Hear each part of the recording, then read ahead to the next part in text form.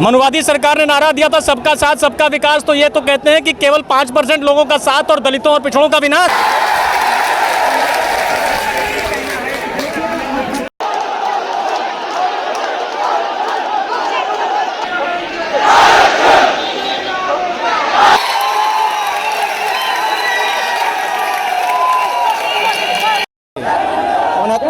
शिक्षक भर्ती में 27% ओबीसी घोटाले की बात करते हैं ये अभ्यर्थी। देख सकते हैं आप किस तरह से यहाँ पे काफ़ी भीड़ नज़र आ रही है। आज़ाद समाज पार्टी और जन अधिकार पार्टी का जिसको समर्थन मिल चुका है, और यहाँ पे आप देख सकते हैं तिरंगे भी दिख रहे हैं। और अभ्यर्थी लगातार अपनी मांगे 89 दिनों से पूरी करवाने की मांग कर रहे हैं, लेकिन सरकार के ऊपर इसका कोई असर नहीं दिख रहा है। चंद्रशेखर जी, अगर इस महाआंदोलन के बाद भी सरकार इन अभ्यर्थियों की बात ना माने महाआंदोलन के बाद, तो क्या नतीजा निकलेगा? क्या ये आंदोलन फेल माना जाएगा? देखिए, लोकतंत्र का अधिकार है, हम लोग उस पर कायम हैं, संवैधानिक रूप से अपने आंदोलन को आगे बढ़ा रहे हैं। अगर सरकार नहीं मानेगी तो इसका मतलब सरकार दलित पिछड़ों की से नफरत करती है, उनके खिलाफ। तो हम इसको लगातार लड़ेंगे। ये खत्म नहीं होता, आंदोलन तब तक खत्म नहीं होता जब तक वो जीत और उसमें हार नहीं होती। आज के बाद भी आंदोलन जारी रहेगा। अभी तो हम लोग कूच कर रहे हैं, जैसा आदेश हुआ है। यहाँ पे ये अभ्यर्थी जो है अब विधानसभा घेराव की कोशिश करेंगे, जिनको अब पुलिस रोकने की कोशिश करेगी। आप देख सकते हैं सारे अभ्यर्थी जो है उठ के खड़े हो गए हैं और विधानसभा के लिए निकलने की कोशिश कर रहे हैं। और अब देखना होगा, आजाद समाज पार्टी के राष्ट्रीय अध्यक्ष और जन अधिकार पार्टी के कार्यकर्ता भी लगातार इनका साथ दे रहे हैं। और ये अभ्यर्थी अब यहाँ से निकल रहे हैं, और यहाँ पे जो पुलिस है, पुलिसकर्मी है, वो पूरी तरह से इनको रोकने की कोशिश करेगी। अब जो हाथापाई होगी, जो चीजें होंगी, हम उसको भी कवर करेंगे। और यहाँ पे पूरी तरह से पुलिस जो है वो मुस्तैद नजर आ रही है। देखने वाली बात ये होगी कि पुलिस किस तरह से आपस में इनका जो क्लैश होता है वो किस तरह से रोकती है। बहुत मुस्तैदी से यहाँ पे पुलिस मुस्तैद है। यहाँ पे जो आंदोलनकारी हैं आप देख सकते हैं लगातार बाहर जाने की कोशिश कर रहे हैं और नारेबाजी कर रहे हैं। और जो आज़ाद समाज पार्टी के राष्ट्रीय अध्यक्ष हैं चंद्रशेखर आज़ाद, उन्होंने भी पुलिस प्रशासन से ये अपील करी है कि हमें आपसे कोई बैर नहीं, आपसे हमें नहीं टकराना है, हमें बाहर जाने दीजिए। लेकिन अपने कार्यकर्ता जो और नेतागण हैं उनके यहाँ पे मौजूद धरने में उनसे ये अपील करते नज़र नहीं आए कि आप शांति बनाए रखिए, संयम रखिए। लेकिन यहाँ पे जो कार्यकर्ता आक्रोशित हो रहे हैं, पुलिस से मुठभेड़ भी हुई है। अभी देख सकते हैं आप वहाँ पर बैरिकेटिंग वगैरह भी गिराई गई है, कुर्सी भी चली है, और यहाँ तक कि जो डस्टबिन है वो भी फेंकी गई। यहाँ पे आज़ाद समाज पार्टी के साथ साथ जो अन्य पार्टी हैं, जैसे जन अधिकार पार्टी है के लोग हैं यहाँ पे मौजूद है, इस धरने को समर्थन दे रहे हैं। उनसे भी हम बात करेंगे। यहाँ पर देख सकते हैं काफ़ी भारी संख्या में आज़ाद समाज पार्टी के साथ साथ जन अधिकार पार्टी के भी लोग हैं। अगर ये धरना आज महाआंदोलन है, अगर सफल नहीं होता तो आगे की क्या रणनीति रहेगी? आगे ये जो 69,000 आरक्षण घोटाला भर्ती के जो अभ्यर्थियों का जो निर्णय होगा, हम उसके साथ जन अधिकार पार्टी उनके समर्थन में हर पल खड़ी रहेगी। ये निर्णय लेना है उन अभ्यर्थियों को जो 79 दिनों से इस धरना स्थल पर धरना दे रहे हैं।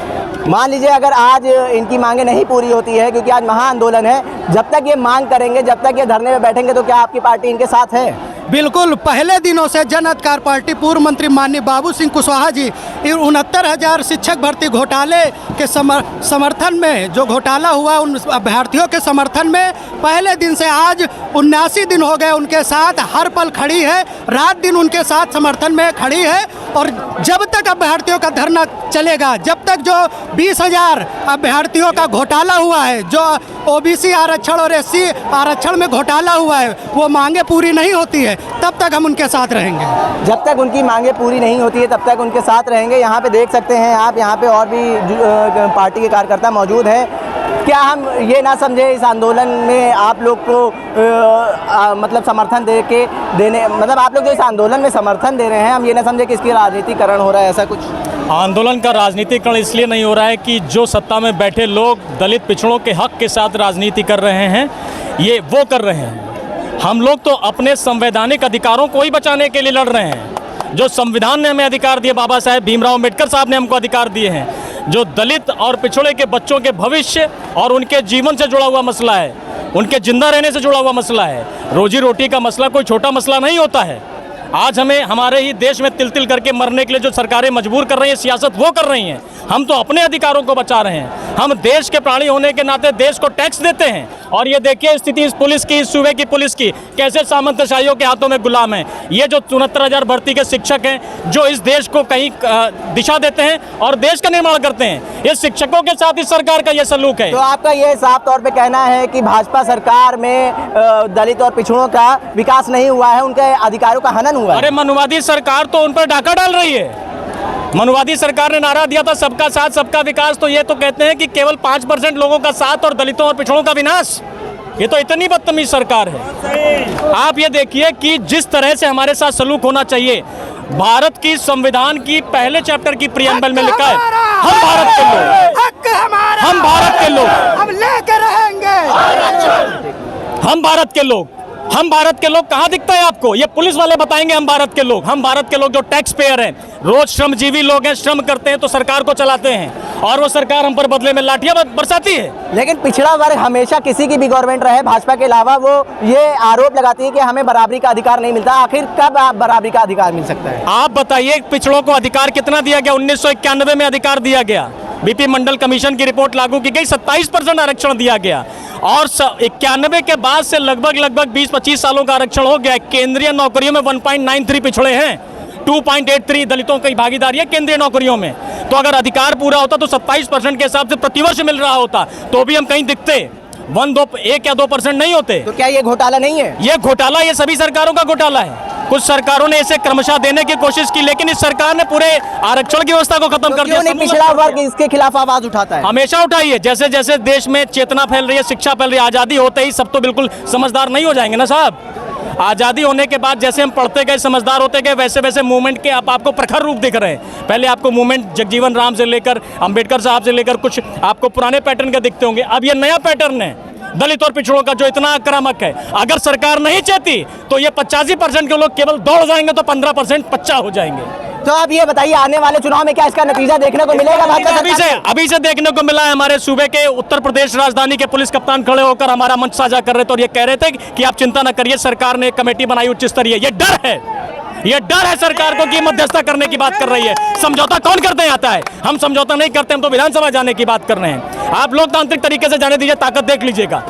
हमें जनता के बीच में अपनी बात नहीं भाई, अधिकार आप किसको लेंगे? हमें 4 दीवारी बंद करके हमसे विरोध प्रदर्शन कर दिया, जेल के अंदर है। ये हमें जेल दी गई है। विरोध का प्रदर्शन तो जनता के सामने देना चाहिए हमको। यहाँ पे जो आंदोलनकारी हैं उनका कहना है हम जेल के अंदर है, हमें बाहर निकल के अपनी आवाज उठाने की अनुमति मिलनी चाहिए। ये 4 दीवारी के अंदर ये चीख के आंदोलनकारी कह रहे हैं जो मौजूदा सरकार है वो पूरी तरह से फेल नजर आ रही है, और उन्होंने दलित और पिछड़ों के लिए अब तक कोई काम नहीं करा है। अब देखने वाली बात ये होगी कि ये क्या विधानसभा तक जा सकते हैं या इनको पुलिस प्रशासन यहीं पे रोक देगा। चंद्रशेखर आजाद भी मौजूद हैं। सरकार को कहो नौकरी दे दे। उसके लिए आप लोग लगे हुए हैं। देखिए, ये ऐसा प्रदेश है जहाँ युवा प्रदेश के विकास में भागीदारी करना चाहता है, लेकिन सरकार कराना नहीं चाहती। तो ये युवा विरोधी सरकार है। युवा जब खड़ा हुआ है ना, एक शायरी हमारे यहाँ कहते हैं कि संघर्षों के साए में घनघोर जवानी पलती है और इतिहास उधर झुक जाता है जिस ओर जवानी चलती है। अगर ये युवा किसने कमर कस ली ना, तो सरकार को तो उखाड़ेगी। जो सरकार के साथ मिलकर युवाओं के अधिकारों का हनन करे, उन अधिकारी कर्मचारियों का हिसाब करेगी।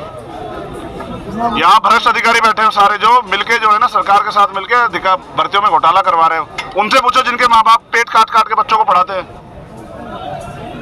ये निकम्मे लोग क्या जाने, इनको क्या पता किसान का बेटा मजदूर कैसे अपने बच्चों को पढ़ाता है, कैसे रोटी लाता है, कैसे चप्पल में रह गए अपने बच्चे को जूता पहनाता है, वर्दी ला के देता, किताबें ला के देता। इनको क्या पता? ये पैसे वाले लोग, इनको क्या पता? ये तो जिस दिन मेहनत करते हैं ना तब पता लगते हैं। ये तमाम लोग वो हैं जो किसान हैं, मजदूर हैं, जो मेहनत करके आए हैं। और एक सिपाही बनने के लिए 5 किलोमीटर रेस लगानी पड़ती है। ये वो लोग हैं जिन्होंने 8-8 घंटे पढ़ाई की है, समझ रहे हैं? तो ऐसे नहीं बनता, ऐसे नहीं मिलती नौकरी, बहुत वो करना पड़ता है। महाआंदोलन है, आपको विधानसभा घेरने का आह्वान करा था आप लोगों ने, अगर नहीं निकलने दिया गया तो क्या होगा? क्या ये आंदोलन फेल माना जाएगा? हम बड़े दिलचस्प आदमी हैं। हम आने वाले समय में इसे ही विधानसभा बना देंगे। जैसे किसानों ने संसद बनाई थी ना, हम इसको विधानसभा बना देंगे। अभी आपको हमारे आंदोलन का अनुभव नहीं है। ये तो हमने वर्कर बुलाए हैं। अगर हमने ये कहा कि आप सब लोगों को आना है, 1-1 महीने का समय लेके, फिर क्या होगा लखनऊ का? क्या पुलिस जो है 1600-1700 का फोर्स होगा यहाँ, हम तो जानते हैं। क्या करेगी पुलिस? यहीं खड़ी रहेगी। मुख्यमंत्री कैसे घूमेंगे बिना सुरक्षा के? सारे आसपास के जनपद सुरक्षा यहीं लग जाएगी अगर आंदोलन बड़ा चल गया। हर गवर्नमेंट में पिछले वर्ग के खिलाफ देखा जा रहा है कि उनको उनका हक नहीं दिया जा रहा है, हर गवर्नमेंट में ये हुआ है, तो कैसे बदलाव आएगा? आप निकम्मे लोगों को वोट कराते रहोगे तो कुछ नहीं होगा, अच्छे लोगों को वोट कराओगे तो बदलेगा। जिनका अंतिम लक्ष्य सरकार बना के अपना हित करना है, वो प्रदेश का और देश का भला नहीं कर सकते। न्याय करने के लिए चरित्र की जरूरत होती है, तो आज चरित्र नहीं है नेताओं में, चरित्र आज नहीं। ये धरना किस तरफ जाएगा? विधानसभा की तरफ जाएगा या धरना यहीं रहेगा? ये सरकार की तरफ भी जा सकता है धरना। ये धरने से सरकार भी बन सकती है, आप देखते जाओ, चिंता मत करो। बच्चों में जाके हम लोग आप देख सकते हैं यहाँ पे चंद्रशेखर आज़ाद जो हैं वो पुलिसकर्मियों से अपील करते नज़र आ रहे हैं कि आप लोग यहाँ से हट जाइए, हम लोगों को बाहर जाने दीजिए। आज महाआंदोलन का आह्वान था जिसपे इन लोगों ने विधानसभा घेराव की बात कही थी, विधानसभा घेरने की बात कही थी। और आज़ाद समाज पार्टी के राष्ट्रीय अध्यक्ष देख सकते हैं पुलिसकर्मियों से बात करते यही नज़र आ रहे हैं कि आप लोगों से हमें कोई नाराज़गी नहीं है, आप हमें यहाँ से जाने दीजिए, हम आपके साथ कोई हाथापाई नहीं चाहते हैं। लेकिन अब देख सकते हैं यहाँ पे पुलिस बल जो है भारी संख्या में तैनात है और लगातार इन आंदोलनकारियों की रोकने की कोशिश कर रहा है। और अभी जो बात हुई है उसका क्या हल निकला है, क्या नतीजा निकला है, अभी चंद्रशेखर आज़ाद खुद ही अपनी कार्यकर्ताओं को बताएंगे, अपने जो आंदोलनकारी साथी हैं उनको बताएंगे। अब देखना है क्या नतीजा निकलता है। मैं आकिब मिराज खान, जनसंदेश टाइम्स, लखनऊ।